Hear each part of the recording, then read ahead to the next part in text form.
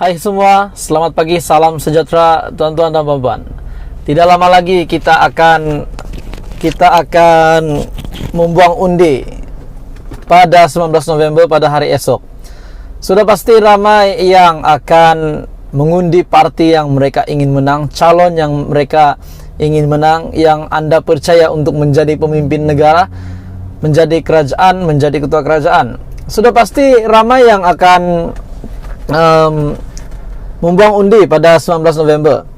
Jadi bila saya berpikir, tuan-tuan dan puan-puan, saya nak buat satu pertanyaan kepada Anda semua, satu kajian. Lalu saya buat kajian dan saya telah mendapat banyak undian.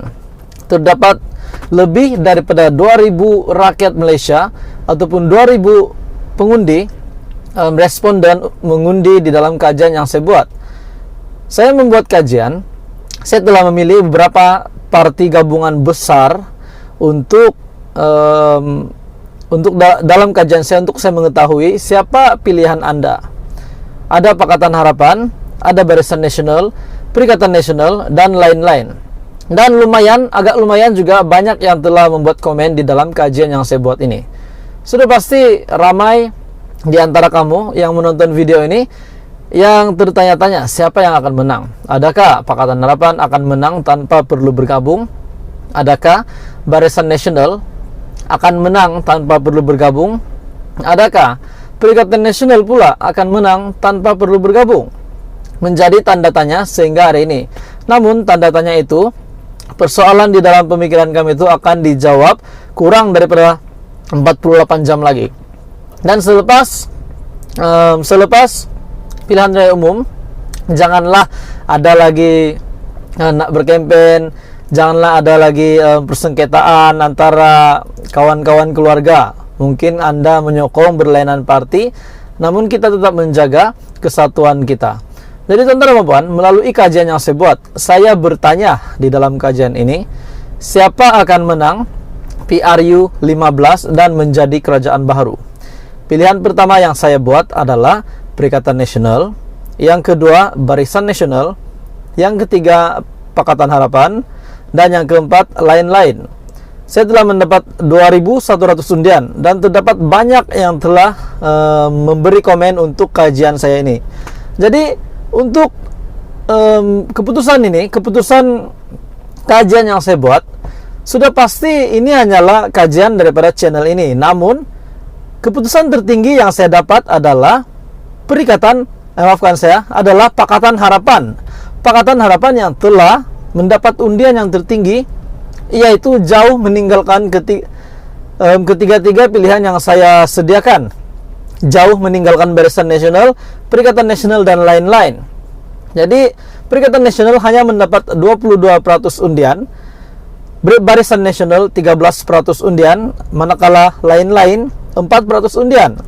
Dan Pakatan Harapan selebihnya, yaitu 61% undian yang menyokong Pakatan Harapan menang PRU 15. Jadi terdapat banyak komen di dalam kajian yang saya buat ini. Ada yang membuat kenyataan, kita tolak parti naik barang, parti rasuah, parti resis, kita mau hidup aman damai dan ekonomi stabil. Hanya Parti Harapan sahaja yang ada harapan. Tanya Datuk Sri Anwar Ibrahim Rafizi. Kita tolak parti rasuah dan parti tipu rakyat. Kita mahu Perdana Menteri yang komited dan perubahan, hanya Pakatan Harapan dan Datuk Sri Anwar Ibrahim yang mampu melakukannya. Kita mahu perubahan dan bagi peluang Datuk Sri Anwar Ibrahim Perdana Menteri ke-10. Undilah Pakatan Harapan, ayo, katanya. Terdapat banyak lagi komen. Datuk Sri Anwar Ibrahim yang paling layak menjadi Perdana Menteri ke-10 selepas PRU 15. Ada yang membuat satu komen yang agak kasar di sini, tapi saya hanya bacakan saja. Rampas harta benda yang dapat cara haram tu masuk perbendaharaan negara. Saya pun tak faham lah apa dia cakap. Hanya Pakatan Harapan sahaja berkempen nak pulihkan ekonomi dan mencegah rasuah. Parti lain diam menikus. Saya sokong Perikatan Nasional lah. Sudah pasti ada juga penyokong parti yang lain. Tentara dan polis, tolong majelis raja-raja buat sistem raja monarki mutlak dengan nasihat ulama, profesor dan penjawat awam. Perikatan Nasional terbaik memahami kehendak rakyat KDBLS 2.0. Terima kasih. Parti politik dan politikus siasat siapa yang rasuah, samun, salah guna kuasa hukum seberat-beratnya. Kalau nak pilih, biarlah yang pandai buat kerja macam bendung. Pakatan Harapan sebagai kerajaan dan Datuk Seri Anwar Ibrahim sebagai Perdana Menteri ke-10 Malaysia. Berjaya Malaysia di bawah kerajaan dan PM baru yang dinamik. Hidup Perikatan Nasional. Harapan setinggi gunung. Belum tahu lagi, mengundi pun belum katanya. Untuk pengetahuan kamu, ini hanyalah kajian daripada channel ini. Sudah pasti bukan keputusan rasmi daripada PRU15, namun rasmi daripada channel ini. Saya hanya membuat kajian. Ada yang kata gerakan tanah air mana? Maafkan saya tidak menyediakan slot di dalam kajian saya ini. Saya tidak menyediakan pilihan ataupun slot untuk gerakan tanah air. Mungkin boleh buat untuk kajian seterusnya. Ada yang kata semestinya BN lah yang menang, yang lain tinggal kenangan. Nah, jadi kita melihat banyak keyakinan daripada responden-responden yang telah menyokong bekerja sama untuk kajian yang saya buat. Sudah pasti yang tertinggi adalah Pakatan Harapan, kedua tertinggi adalah Perikatan Nasional, dan ketiga tertinggi Barisan Nasional. Jadi teman-teman, setelah kajian ini kita mendapat keputusan kajian ini, bagaimana pendapat Anda? Adakah Anda setuju Pakatan Harapan yang akan menang pada PRU15 kali ini? Kita akan bagi peluang kepada Anwar Ibrahim untuk menjadi Perdana Menteri, ataupun Perikatan Nasional Muhyiddin Yassin masih mampu untuk menjadi ataupun mempunyai peluang sekali lagi menjadi Perdana Menteri, ataupun Barisan Nasional yang akan menang dan meneruskan Ismail Sabri Yaakob, di mana beliau adalah Perdana Menteri sementara pada hari ini. Jadi teman-teman, apa pendapat Anda? Siapa yang Anda sokong untuk menjadi Perdana Menteri? Sudah pasti kita rakyat Malaysia mahu yang terbaik untuk PRU15. Dan kepada pengundi baru, saya ingin ingatkan kepada kamu semua pengundi baru, jangan lupa pakai kemas-kemas nak datang mengundi.